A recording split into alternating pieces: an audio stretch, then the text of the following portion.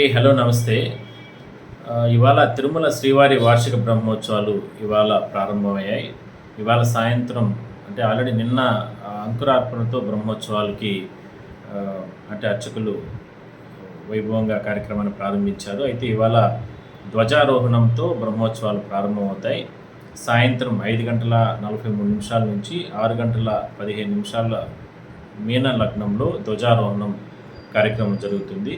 రాత్రి 9 గంటలకి పెద్ద శేష వాహనం జరుగుతుంది. ఇందులో భాగంగా 8 గంటల నుంచి 10 గంటల వరకు కూడా రోజు వాహనాలు, ఉదయం వచ్చి 7 నుంచి 9 గంటల వరకు వాహన సేవలు జరుగుతాయి.